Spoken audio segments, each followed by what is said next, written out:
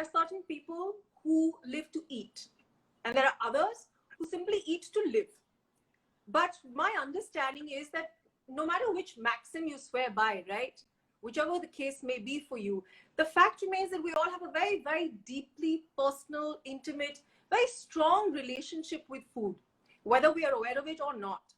And for some of us, it's simple. For some of us, it's very, very complex. But the fact remains that we all turn to food for every occasion, situation, season, and definitely for every emotion. And I was thinking about this, and you instantly, you just popped up in my mind, because we've had chats before, we've had lots of chats before, and I personally really it's not a question of understanding, but from my experience of having interacted with you earlier as well, what I really like is that your approach is something which is very, very relatable. Whatever you've said to me by way of nutrition, it has resonated with me. So I could not think of anyone else when it came to nutrition. So I said, why not let's just start and have this chat, because you, of course, being an expert in this field, will know a lot of the myths and the misconceptions, because this is your daily life. But from my understanding, I know that there are still a lot of myths. And what I wanted to actually start off with, since you have been the nutrition expert for a lot of beauty pageants, I myself am a beauty pageant winner. So let's just start from there. Tripti, tell me one thing. When it comes to anything about with regard to the glamour industry, any field which is very visual appearance centric, and the focus is a lot on the visual appearance, the first thing that comes to mind, a lot of people think the first thing you need to do is you need to start starving to look good and to lose weight. It's a very, very blinkered view, but usually that's the starting point for a lot of people. I want to understand from you that you must be getting a lot of such requests. So how easy is it? How challenging is it for you to be able to come up with, a nutritionist food intake, which also ensures satiety? So, as you said, food is very, very emotional. And when you're talking about beauty pageants, most of them actually already come with good bodies. So they are selected also because they have a great body. Now, what becomes a big challenge for them is to get better than they are. So getting into that intricacies of, having a flat stomach, I need the flat abs, or I need to have, that kind of a body when I'm walking up on ramp, and I should look better than her. And, it's all about that. So there is so much pressure that you put on yourself. Yes. And as a result of which you are dealing with that thing where you have to really look fab. And on the other hand, you don't understand what exactly is my need. So that is where it really helps, for giving them direction. Because most of the young girls who come as pageants, they're very young girls who are models and who are in their teens and early 20s. And they have come out there and they are among a big crowd out there, and they're away from families. They are not with their loved ones. They are in a space where they have to live with each other, as well as compete with each other, as well as look amazing on stage, as well as, they need to have the energy, which is a very big challenge. So a lot of girls may either overwork out, or they may not be able to, eat sufficiently to have the energy. A lot of them have dizziness and spells of, getting faint and things like that.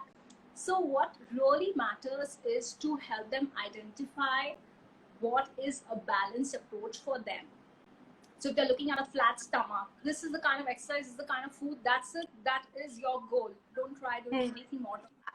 So the mindless eating and the mindless starvation, and then again the mindless indulgence, that's where, they go haywire. And that's exactly where they need a direction, and you need to bring them back and tell them that, okay, listen, this is where you need to go. So each person has that emotional connect with eating, as you just rightly said, that, food is so much to do with the way you feel, and then you eat whatever comes in front of you, sometimes because you're just stressed out, and sometimes you just don't want to eat anything because you need that perfect body. So that's a big confusion for pageants. And that's where I really, guide them that exactly what you need to eat. So it's like when you are going through that phase of craving, you are naturally going to be drawn to eating that. So no matter how much you train someone that, listen, okay, you're craving for that chocolate. No, you're not supposed to eat it. They'll be like, just get lost. I want to eat it. So I want my dessert, yeah. That's a space that, you know, it's natural. It comes natural because now you're craving for that. So how much ever we try to preach, meditate, forget about it. Okay, go for a walk. No, you want to eat that thing. So when you give them a direction, so a very easy example I can give you is, for example, you're driving a car and your brake fails and you're not in control of your car. So you would choose to go towards the direction of a tree where you know it will hit it and the car will stop rather than the valley.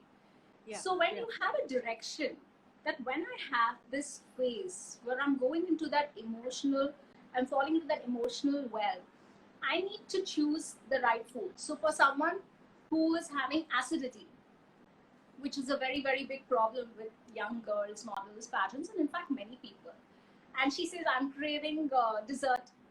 I really want to eat something sweet at night, and what do I do? So I'll suggest, okay, why don't you have a little ice cream?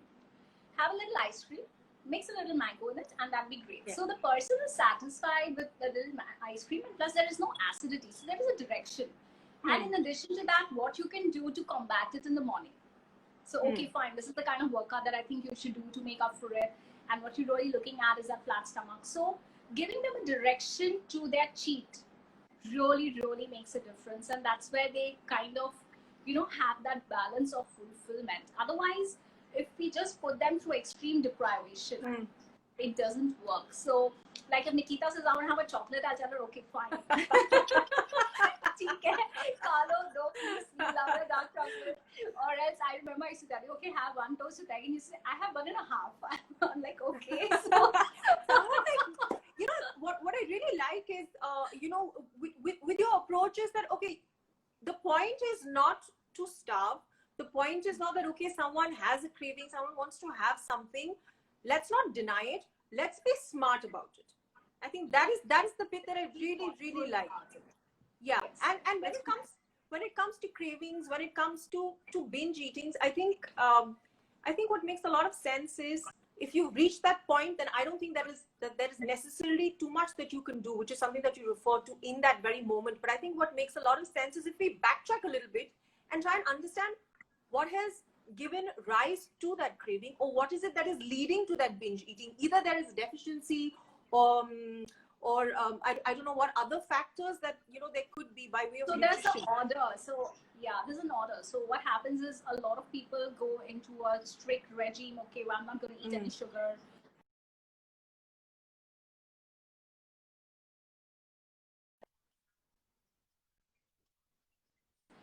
Bloating, then those issues also become a huge source of causing a craving in the system. So everything rises from your gut. That's very important. So if there's no harmony in our system, if the stomach is not satisfied in the right manner, where your emotions are right, there is no acidity, you have a balance of your nutrition, you will not naturally tend to go towards cravings. That's a very natural thing. So it's mind, yes, you can control your mind if your stomach is happy. So it's very important to keep that harmony in your gut, to be able to bring the balance so that you can think with a calm mind. If there's chaos in your stomach, you're definitely not going to be able to think with a calm mind. So there's so much science to it, actually. It's a very, very deep science. When we talk of emotional eating, it's about being alone, it's about being deprived, it's about extreme stress, it's about giving ourselves that joy and that treat. So it's not always about physical hunger. Right. So you may be so busy, and just because you're hungry, you will eat anything you won't remember. And even if you find lying around you as well, you just go and grab something because you want to eat. Sometimes even thirst is also masked as hunger sometimes, right? Yeah, that also happens. So we land up also eating when we are thirsty. So that's also a very different science, that sometimes we just land up eating and eating because it's a habit, and you just look at something to eat, but you don't realize you're thirsty. That's one thing. One thing is when you're really busy doing something, you're busy working, or you're occupied in something, and you realize you're hungry and you eat just to physically satisfy yourself. That's physical hunger. And one thing is when your mind is free. And when you're doing nothing, or maybe at the end of the day, at the end of work, how everybody is looking forward to that dinner ki ab ghar mein khana kya banaya hai dinner mein kya hai, because that is the time your day is ended, your work is over, you are back at home, you're more relaxed, you're with family, you're chilling, and now your mind is free and it wants to be treated. So it feels like, okay, I've done a hard day's work, now I need a treat, or I need to be pampered. So you look It for joy. wanders. It wanders, doesn't it? That's when it wanders.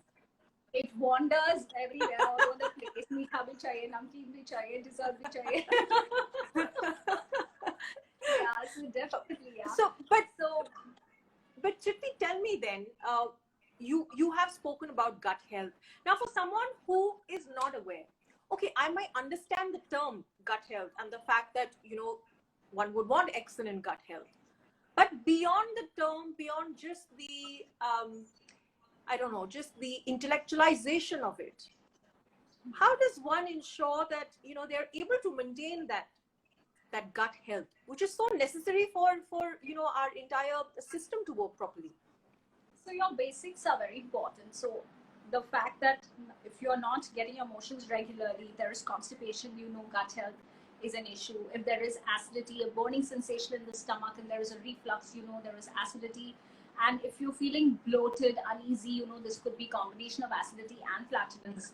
Now, once you have identified that there is something not right, I'm feeling bloated, I'm feeling uneasy, the first thing that you need to look into is the kind of food that you're eating and the order in which you're eating, which is very important. So easy to digest foods which are not going to put too much load on your gut.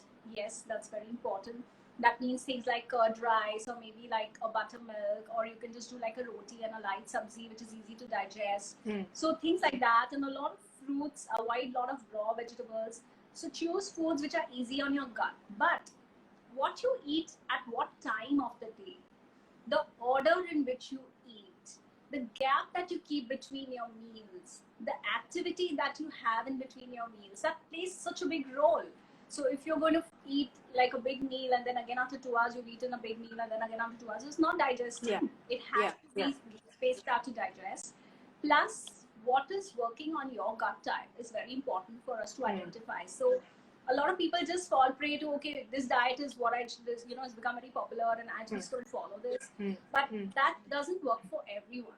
So it's very important to identify you. Who are you as a person? What kind of food have you been eating? So it's me, I'm Nikita, and I'm the kind of person who eats a lot of carbs, or who likes my carbs, or I like my protein. So it depends on who I am. What kind of food works for me? That's very important. Once you know that I have been a person who's been always a person who loves my carbs and that suits me, then we go around that way. Don't try to do something which is totally different from what you always done. So I always tell that you must try and fit health into your lifestyle so that you can sustain it and you can live with it. So it's very easy for you to maintain that in the long run, stay fit, stay healthy. Any of these things that we do just for a short time, because it's not you, it's not going to stay. So it's very important to first identify the foods which have always worked well for you, they suit you, and then give yourself the order and the space. That really works for good gut health. That really works. So that's where the key lies, number one. Tripti, I want to ask you about a lot of fads that, in fact, interest a lot of people. Something like Atkins, keto. One which is very, very popular, of course, is intermittent fasting as well. This is not something that I've tried. I'm not inclined towards it, but I do see that there are a lot of people who are trying it, who are very interested in it. And I wanted to understand what your take is on fads, because the very fact that it's called a fad means it's a trend. It's not permanent. It's not going to stay for long. It's transient. So it's going to come and go. Now, if it comes and go, how is it that you will be able to incorporate it and make it a part of your lifestyle, which is where I think a lot of people falter. So I want to understand from you, what do you recommend? What are your opinions on these fads? So there will be lots of diets which will come and go. Again, it just comes to the simple fact that what works for you as your lifestyle. So if you are somebody who is going to be working till 2 a.m. in the morning, and if you decide to eat your dinner at 5 o'clock or 6 o'clock, it's not going to work for you, because you're going to land up cheating in the night or binge eating. It's natural. It's human body. You're going to definitely go and open the fridge at 11:30 in the night and then land up eating whatever is there. So it's very important for you to first understand what is your lifestyle and what suits your body. There have been so many people who have been my clients for whom keto may work. So I would give a keto to that person. For somebody who likes to sleep early and would like to follow a diet where they keep those hours, fasting. So we give them that kind of a diet. But ideally what we do is we always identify what is the need of the person, rather than them telling us this is my need, because most of the times nobody knows what they need. That is the confusion. That's the confusion. Seriously, I'm telling you, every client whom I have met doesn't know what they need. They say, I want to lose weight. So there's someone who will come and tell me, I want to lose 20 kgs in 1 month because it's my birthday. And why do you want to lose 20 kgs? Because I bought that dress, I need to wear it. So her goal is to wear that dress. Her goal is not 20 kgs. So she is thinking in her mind that she will not fit into that dress till she doesn't lose 20 kgs. But that dress was loose for her after losing 8 kgs. Right. So it's about so it's very important to understand what that person actually wants. So we actually talk a lot to our clients. I really speak to them. I understand what they really want and what exactly is going wrong, because many times they are confused. And that's exactly why these trends have become so popular, because people are confused. So when you are confused, whatever becomes popular and everybody's talking about it, and then you suddenly want to follow that because there is confusion. So you feel, okay, this is good. So the same person who was doing keto is now doing this, and the same person who's doing this will do something else also. So it's that confusion which has to be completely clear. There's a herd mentality, It's a herd mentality. It's confusion in your mind. I don't know what to do, so let me try this. So it's all about try. So basically it's a trial and error game. But when you know that this is me, my body is very happy with this, and this is giving me great gut health, my medical reports are great, my weight is managed, my inches are managed, I feel good, my skin is good, my hair is good, you're not going to bother, because this is what works for me. I'm going to stick to this. So that's where the key lies. It's only when you are not able to get your results, which is because of probably doing something in extremes, there is some imbalance, then you are confused. So it's very important to get the right guidance, that this is you, this is your need, this is the way for you to go, and this is your goal. And then accordingly plan or suggest what kind of a diet would be best for that person. But 90% of the people, for them, simple lifestyle is what works. Nothing of these have worked. So if I see 90% of my clients, they are all on natural, healthy lifestyle diet, and they are maintaining beautifully, which is also a reason many people are just happy the way they are for a long, long time, which makes me very happy. So basically, it's about lifestyle. If it's easy for you, if you know this is me, you will stick to it. So that's all these trends will come and go. There'll be so many trends which will come. But what's going to always stay is natural. Whatever is absolutely natural, taking minimum chemical and processed. What is practical, very important, because if it's not practical, it's not going to last. You won't be able to maintain it. And balance, because if it's not balanced, it's going to show. So anything which is not balanced will show. Even that hair fall, even that acne, even those eruptions, any disease, it's going to show because there is no balance. And if it's not showing physically, then it shows emotionally, because it needs an outlet. It has to come out. It has to manifest itself. It has to come out. So there has to be a way for it to come out. So when you do prolonged deprivation of anything, it's going to come out, whether in the form of a physical acne, or maybe a report which is not correct, or binge eating, anorexia, bulimia, eating disorders, emotional disorders, all those things, the stress eating, it all begins, if there is no other outlet, it will come out through this outlet. It has to come out. So that's where it goes wrong. So when we try to be too rigid with something extreme, then again things are not correct. So It's all about balance. It's a harmony of our body, of our mind. It's about eating. It's about satisfying, like you said, satiety, so Yeah. important. And then again, mindful satiety. So once we give a direction, okay, if you really feel like eating something crispy in the night, so go ahead. This is what you should eat. Like if someone is suffering from gas and they want something chatpata at night, then you say, okay, have like a kurmura bhel. So you do like a kurmura and you have. So kurmura again is something so easily available. Almost every Indian home has it. You can just spice it up a little masala and you can make it digestive actually. So they will not even get gas instead of going and eating something which is going to cause gas. So a direction given, and when they are satisfied, it naturally weans off. See, because Yes. everybody is very intelligent. Each person knows. There is nobody who doesn't know what is healthy. Everybody knows fruits are healthy, vegetables are healthy. Yeah. We know Absolutely. it all. Yeah. It's all about being able to tame ourselves in a way that we manage and balance in a very happy way. So that's the key. That's very important. That's where they need direction. So my understanding is that moderation is always key, because it's very interesting. I was thinking about something, and you said, you spoke about balance, you spoke about harmony.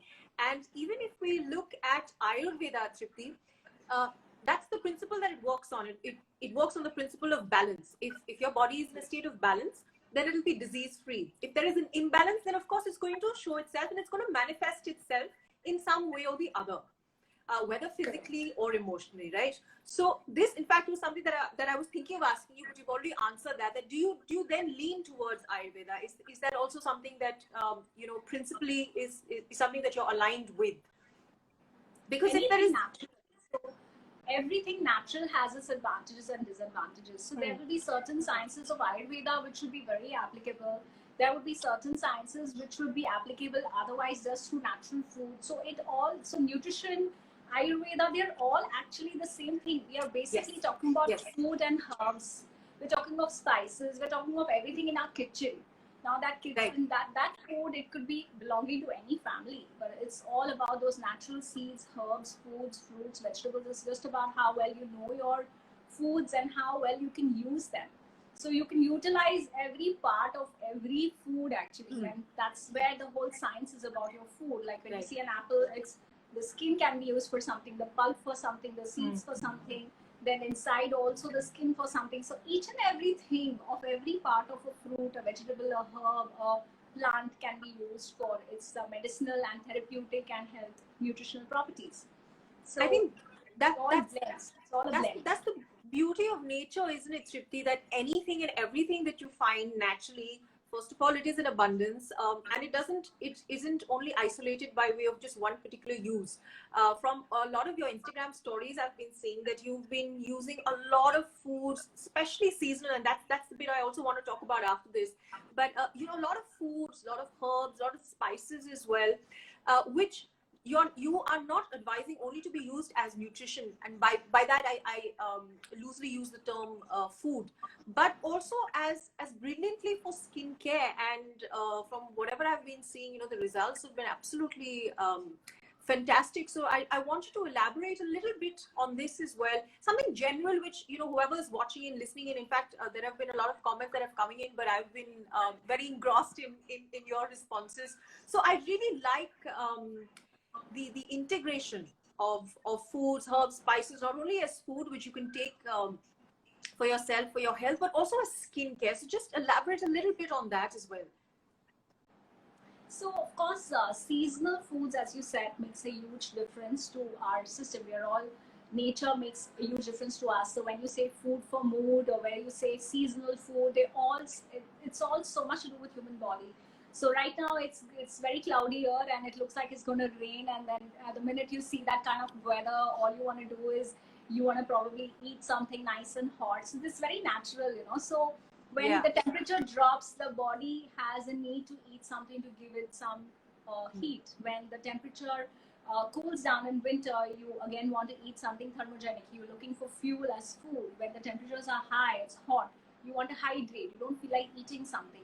Same goes for your skin, same goes for your hair. So there's so much seasonal to do with food when it comes to your beauty, when it comes to skin and hair.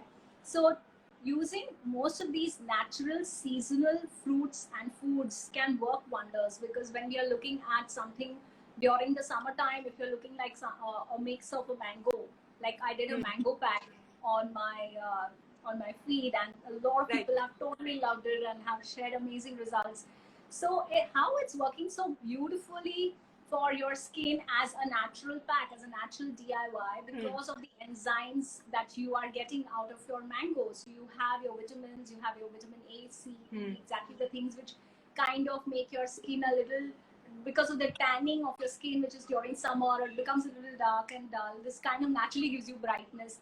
So there is so much science to everything seasonal when it comes to applying on your skin or eating. So a lot of my clients say that we eat and apply, eat and apply. So it's like the husband keeps eating them. Yeah, you go to Tripti, she'll tell you to eat and then she'll tell you to apply the same thing. And they're like, yes, we love it.